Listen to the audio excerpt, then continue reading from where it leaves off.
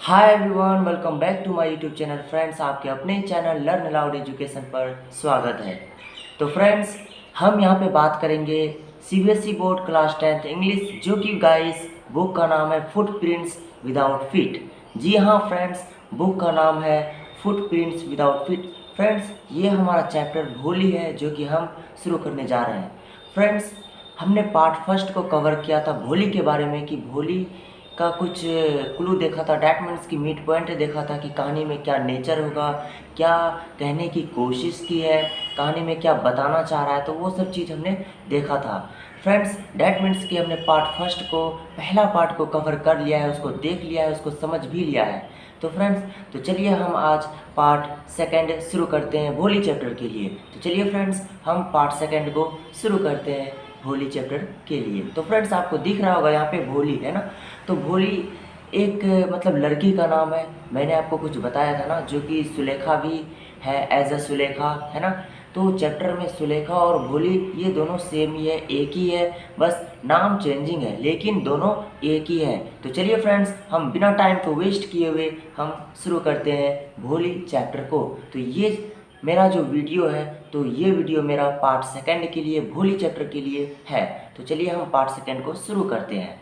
Friends, जैसा कि हमने बात किया था कि भोली चैप्टर के लिए ये हमारा पार्ट सेकंड है। तो पार्ट सेकंड के लिए फ्रेंड्स, आपको जो स्क्रीन पे मतलब ये सेंटेंस शो कर रहा है, तो उस चीज़ को हम पढ़ने जा रहे हैं। तो चलिए फ्रेंड्स, हम शुरू करते हैं। हमारा सेंटेंस है, Ramlal had 7 childrens, 3 sons and 4 daughters, had the youngest of them was भोली। That means फ्रेंड्स, हमने जो ये सेंटेंस पढ़ा कि Ramlal had 7 children, 3 sons and 4 daughters and the youngest was them भोली, है ना। तो यहाँ पे यही बोला जा रहा है कि रामलाल के 3 बेटे थे, रामलाल के 3 बेटे थे और 4 बेटियां थी, जिनमें कि सबसे छोटी कौन थी? भोली थी। मेरी बातों को गौर से सुनिएगा, ध्यान दीजिएगा, तभी आपको ये चैप्टर समझ में आएगा। यानी रामलाल के 3 बेटे थे और तथा 4 बेटियां थी, जिनमें कि सबसे छोटी कौन थी? भोली थी, है ना।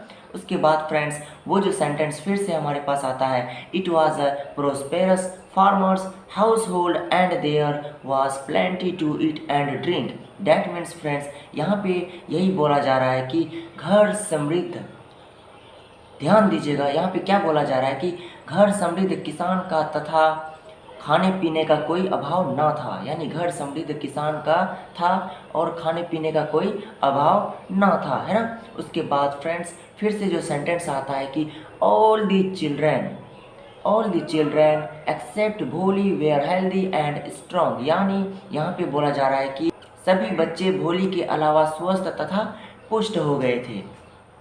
सभी बच्चे भोली के अलावा, है ना, स्वस्थ थे और तथा पुष्ट भी हो गए थे, है ना। अब फ्रेंड्स, हमारे पास जो सेंटेंस आता है, वो सेंटेंस है कि the sons had been sent to the city to study in schools and later in college. That means friends, यहाँ पे बोला जा रहा है कि बेटों को पढ़ने के लिए शहर के स्कूल तय किया, मतलब बेटों को पढ़ने के लिए शहर के स्कूल में और फिर महाविद्यालय में भेज दिया गया। बेटों को पढ़ने के लिए क्या किया था? शहर के स्कूल में और महाविद्यालय में भेज दिया गया था। ओके। अब फ्रेंड्स, फिर से जो हमारा सेंटेंस आता है, वो सेंटेंस है, of the daughters Radha the eldest had already been married. यानी मतलब यहाँ पे बोला जा रहा है कि बेटियों में राधा सबसे बड़ी थी, बेटियों में राधा सबसे क्या थी? बड़ी थी। ओके। तो उसका जो क्या हुआ था ना कि शादी तय, मतलब शादी हो गया था उसका, है ना। शादी हो चुकी थी उसकी, राधा की। पूछेगा किसकी शादी हो चुकी थी? तो राधा की, है ना। ओके। ये सब चीज़ आपको याद रखना पड़ेगा। अब फ्रेंड्स, फिर से जो सेंटेंस आता है कि the second daughter Mangla's marriage had been settled. यानी यहाँ पे बोला जा रहा है कि दूसरी बेटी मंगला का विवाह तय किया जा चुका था। फ्रेंड्स, मैं बार बार इसलिए देख रहा हूँ क्योंकि फ्रेंड्स, हमें बुक देख के पढ़ाना पड़ता है, बुक को इंग्लिश टू हिंदी ट्रांसलेट मतलब करना पड़ता है। डैट मीन्स कि हमें सेंटेंस को इंग्लिश से हिंदी करना पड़ता है, क्योंकि आपको मैं तभी समझा पाऊँगा। और फ्रेंड्स, मेन टारगेट यहाँ पे क्या है कि आपको समझ में आना चाहिए, है ना। तो फ्रेंड्स, यहाँ पे यही बोला जा रहा है। अब फ्रेंड्स, फिर से जो हमारा सेंटेंस आता है कि Ramlal would think of the third Champa, there were good looking healthy girls and it was not difficult to find bridegrooms for them. That means friends, यहाँ पे बोला जा रहा है कि और जब वह काम संपन्न हो गया, मेरी बातों को गौर दीजिएगा, गौर से सुनिएगा, ध्यान दीजिएगा। और जब वह काम संपन्न हो गया तो रामलाल ने तीसरी बेटी चंपा की चिंता की, है ना। अब 100% है यार, जब फर्स्ट सेकंड की जब हो जाए तो उसके बाद जो है तो उसकी तो चिंता आएगी। हर एक पेरेंट्स को ये चिंता रहती है ना। शायद आपके भी यहाँ हो ऐसा, है ना। तो मेरी बातों को ध्यान दीजिए, इम्पोर्टेंस है ये चीज़, चैप्टर ही नहीं बल्कि दिल की भावनाओं से जुड़ी हुई है, जो हकीकत में होता है रियलिटी में, जिसके साथ ऐसा प्रॉब्लम है तो वो सब चीज़ ऐसा देखने को मिलता है दुनिया में, है ना। तो यहाँ पे ध्यान दीजिएगा, जब मतलब वो काम संपन्न हो गया तो रामलाल ने तीसरी बेटी चंपा की चिंता की, है ना। फिर यहाँ पे यही तो बोल रहा है कि there were good looking healthy girls and it was not difficult to find bridegrooms for them. That means friends, यहाँ पे बोला जा रहा है कि वे सभी मतलब सुदर्शन स्वास्थ्य लड़कियाँ थी और उनके लिए वर खोजने में कोई कठिनाई नहीं हुई। वर यानी बॉयज़, बॉयज़ खोजने में कोई कठिनाई नहीं हुई, क्योंकि ये जो है ना, क्या नाम है इसका, चंपा, मतलब ये एकदम बेस्ट है। इट्स अ बेस्ट, मतलब इसको क्या बोल सकते हैं, मतलब बेस्ट पर्सन्स इसलिए बोल सकते हैं क्योंकि यार लुकिंग में भी अच्छे हैं, हेल्दी में भी अच्छे हैं, स्वास्थ्य में भी अच्छे हैं, देखने में भी ब्यूटीफुल है, तो हर एक चीज़ के लिए सही है। तो इसके लिए वर खोजने में दिक्कत नहीं हुई। वर बोले तो लड़का, है ना, वर खोजने में दिक्कत नहीं हुई। ओके, अब फ्रेंड्स हमारे पास जो सेंटेंस आता है वो सेंटेंस, दूसरा सेंटेंस आता है, डैट मीन्स कि दूसरा पैराग्राफ आता है। हम उस पैराग्राफ को फिर से पढ़ने की कोशिश कर रहे हैं फ्रेंड्स।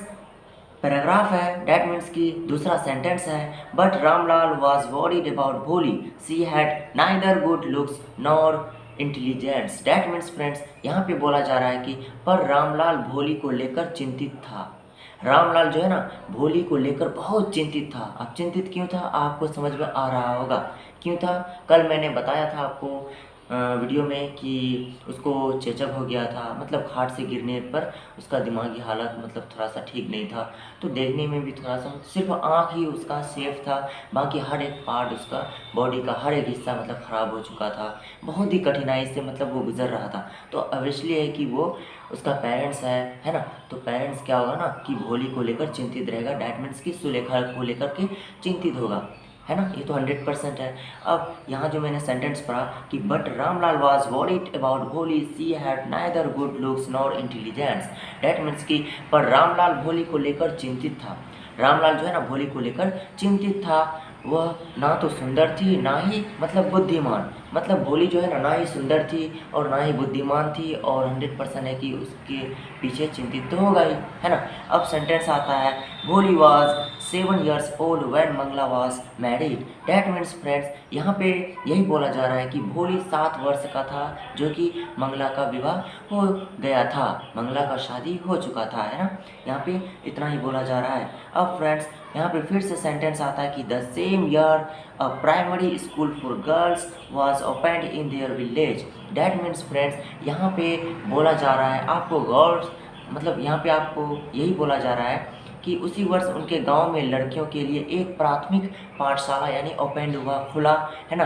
फिर से जो सेंटेंस आता है फ्रेंड्स, वो सेंटेंस है कि दी तहसीलदार साहब कैम टू परफॉर्म इट्स, है ना, opening ceremony. That means friends, यहाँ पे बोल रहा है कि तहसीलदार साहब जो है ना कि मतलब उसका उद्घाटन किया, किसका, वो प्राइमरी स्कूल का, है ना, वो उद्घाटन किया, कौन किया था, तहसीलदार साहब, है ना। अब ये तहसीलदार साहब कौन है आपको ये पता चल जाएगा इसी चैप्टर में। उसके बाद फ्रेंड्स फिर से जो सेंटेंस आता है, he said Ramlal as a revenue official you are the representative of the government in the village and you must set an example to the villagers, you must send your daughters to schools। that means friends, यहाँ पे क्या बोला जा रहा है, हम इसको in one shot में समझाते हैं आपको। फ्रेंड्स यहाँ पे यही बोला जा रहा है कि मतलब यहाँ पे बोला जा रहा है कि उन्होंने रामलाल से कहा, है ना, उन्होंने रामलाल से कहा, राजस्व अधिकारी की हैसियत से तुम इस गांव की सरकारी प्रतिनिधि है ना प्रतिनिधि हो तथा तुम्हें ग्रामवासियों के सामने एक उदाहरण रखना होगा। तुम अपनी बेटियों को अवश्य स्कूल भेजो। तो फ्रेंड्स यहाँ पे यही बोला जा रहा है।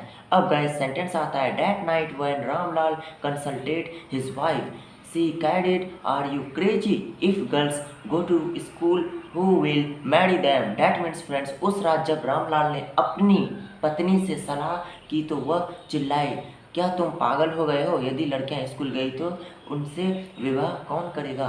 मतलब फ्रेंड्स यहाँ पे देखिए कितनी छोटी सोच है उसकी। यहाँ पे छोटी सोच ये है कि यानी भोली स्कूल जाएगी तो क्या उनसे विवाह कोई नहीं करेगा? मतलब उसकी मम्मी की, डैट मीन्स रामलाल की पत्नी, डैट मीन्स भोली की मम्मी, है ना।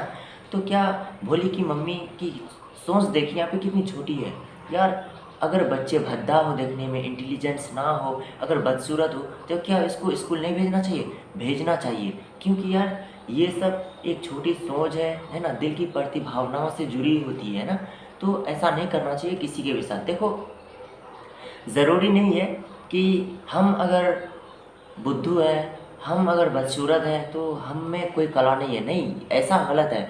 हर एक पर्सन्स के दिल में, हर एक आदमी के मतलब मन में कोई ना कोई कला छुपी रहती है। वो कला को दिखाने के लिए समय लगता है, लेकिन हमें दिखाना चाहिए वो कला को। ओके, तो फ्रेंड्स यहाँ पे मम्मी की सोच, उसकी यानी रामलाल की पत्नी की सोच गलत है। यानी रामलाल जो कर रहा है ना कि भोली की एडमिशन करवा रहा है प्राथमिक मतलब विद्यालय में, वो जाके पढ़ेगा, मतलब आगे बढ़ेगा, तो वो उसका सोच सही है, क्योंकि वो ये सब से नहीं कतराया कि यार वो तो देखने में भद्दा है, मतलब बुद्धू है, तो मेरा क्या होगा। मतलब देखो वो जो होने का है वो तो होगा ही, लेकिन मेन टारगेट क्या है कि आपको फोकस ऑन योर गोल, यानी आपको गोल पे पूरा फोकस करना पड़ेगा। डैट मीन्स कि यहाँ पे यही हो रहा है कि भोली की एडमिशन प्राथमिक विद्यालय में कराने की कोशिश कर रहा है, मतलब रामलाल, कौन? भोली के पिताजी, है ना। तो यहाँ पे जो फिर क्या होता है ना कि रामलाल जो सलाह लेता है अपना पत्नी से, तो उसका पत्नी क्या बोलता है, क्या तुम पागल हो गए हो क्या? मतलब स्कूल अगर भेजेंगे भोली को तो इससे शादी कौन करेगा?